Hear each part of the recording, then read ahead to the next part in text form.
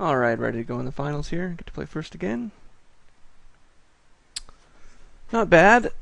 Really could use a mountain for a flawless curve, but gonna take this and run with it.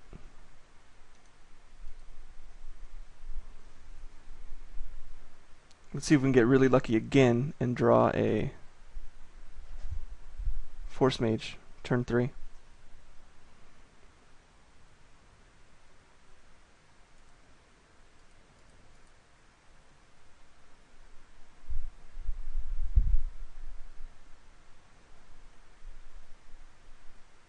Nope.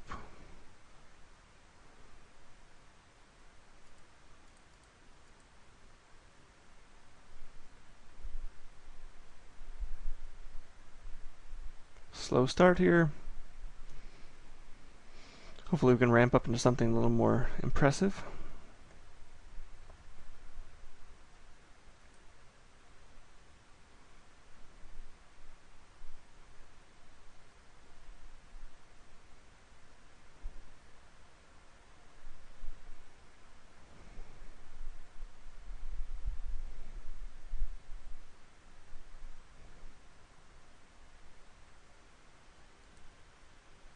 Gotta love guys that put stops on your upkeeps when there's no reason at all to do so. They just do it as a default. Should only be doing that if you've drafted a deck with significant spells that require it, or you're playing constructed and your deck list calls for it. Otherwise, it's just, you think you're being comprehensive in your play, but there's really no reason for it. Okay, so I'm desperately in need of a mountain, but I'm certainly not going to be able to block his Taskmaster, so I might as well swing. Maybe I get to use Zealous Strike.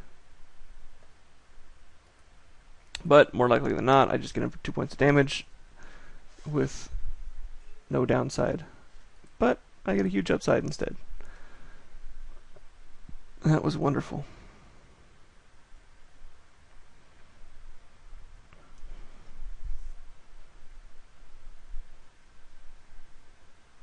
You do not try and call the bluff of your opponent game 1 in the first combat that you have with each other.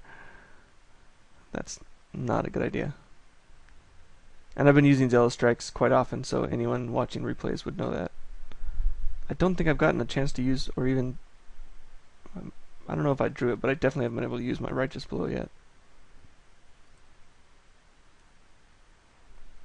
I haven't even got to attack with my Herald of War whole draft yet either.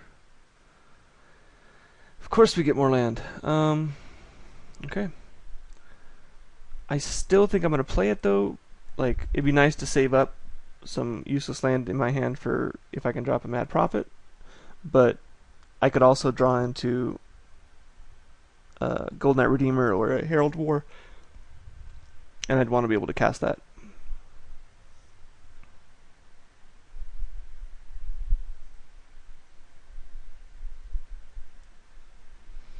That is not a good combination.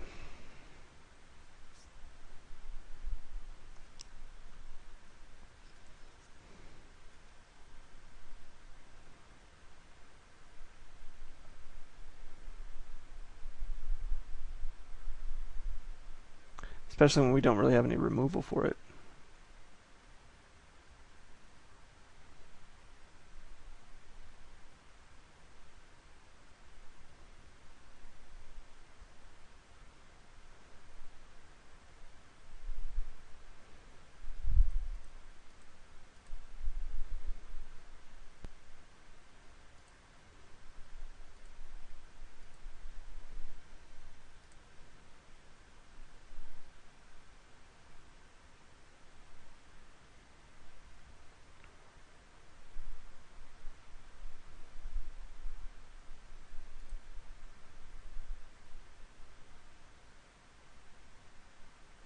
Happily trade for his Geist here. If he wants to spend all of his mana to trade, that's fine. I can't block his Butcher Ghoul with it anyway, so gotta put it to some good use. And just attacking with it isn't going to do much. Wow, you really want to have that stick around? If you pay one more land, one more mana, you get to keep that Necrobite in your hand. And you get another trigger off your Blood Artist.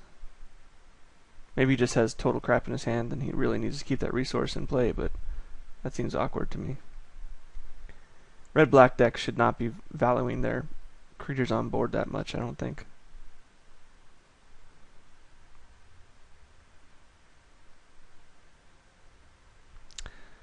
Take the stop off my upkeep. Genius.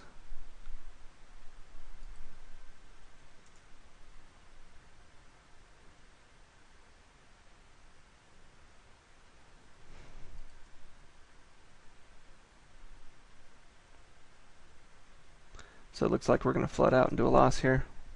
But we really need to think of some way to deal with an artist.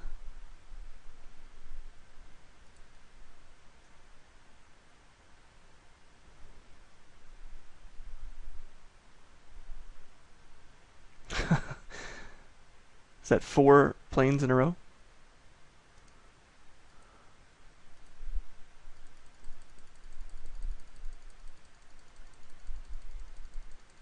Wow.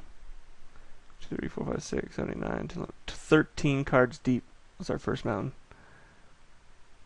Okay.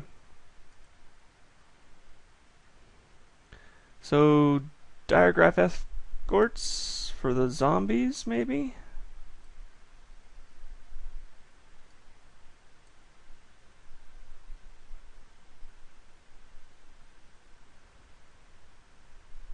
Sanctifier for a little bit of life gain.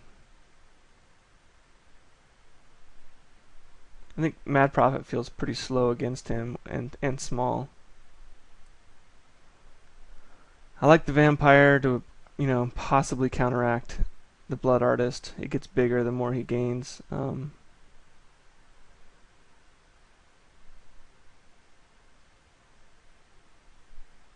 Definitely, I guess Lightning Prowess is our only real answer to Blood Artist, so that's got to come in. And then, yeah.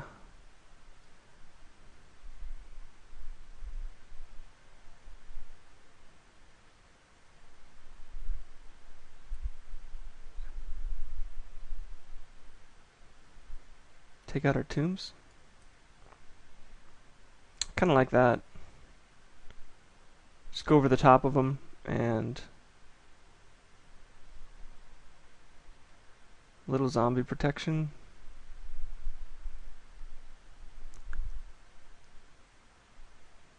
And hopefully ping away his Geists and his Blood Artists and his first half of his Butcher Ghouls.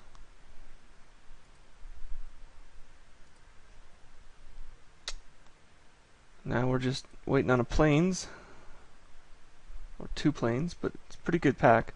We've got 8 planes to draw into, so hopefully we'll have better luck with that. And starting with an escort is pretty good against a black deck. So hopefully we can just pair him up turn 3 at the latest.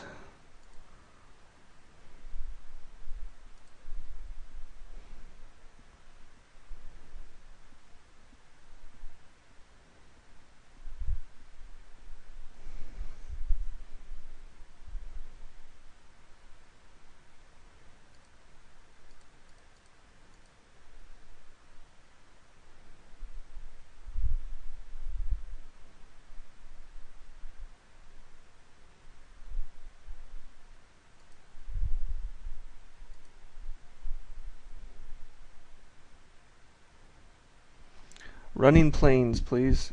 And we could probably wrap this game up.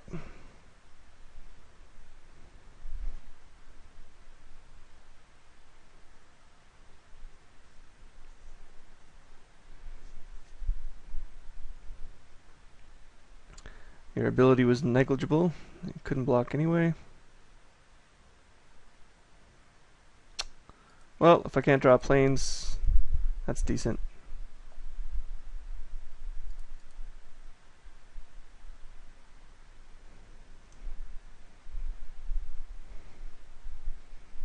He's hitting his land drops though, so really need to start hitting ours. Alright, there's one. What do we drop?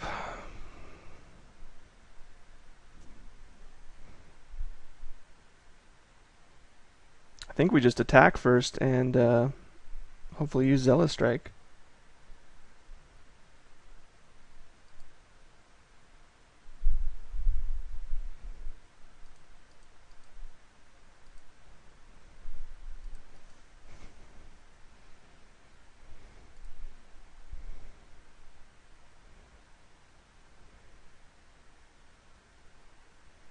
Yeah, trading on the corpse traders and keeping my ringleader around. I'm fine with that.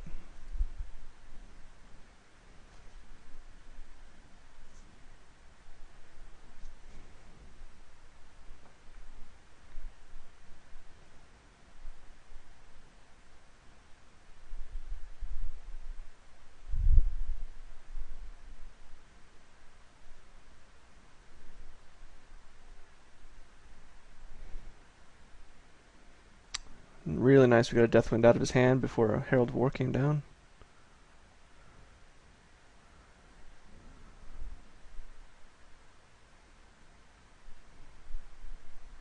So annoying when people don't understand their stops. Alright. What's more important?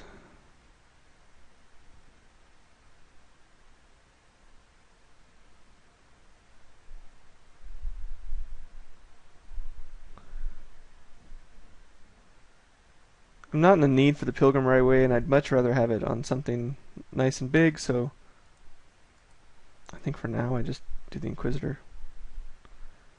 And I'm hesitant to trade away my Escort, but he's running stuff. The emptier I keep his board, the better I feel. I don't want him having options for Bone Splinters or extra triggers on a Blood Artist, so I mean, he's most definitely sandbagging a zombie in his hand, just waiting to clear out that Escort. So, oh, interesting. He must have just drawn that.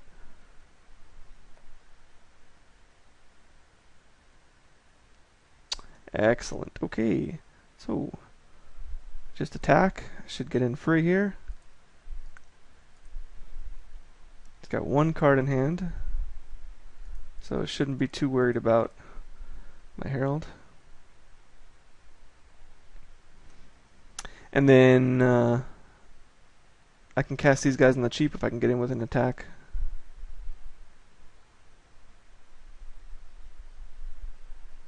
He'll get in something nice with his... What's he get back?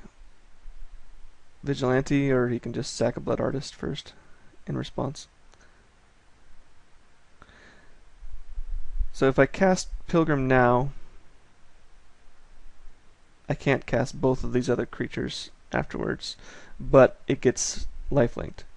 If I attack first, then I'm 1, 2, 3, 4. Then I can cast all 3 creatures. But I think a little life gain now is more important than that. And I can still represent first strike on the Inquisitor.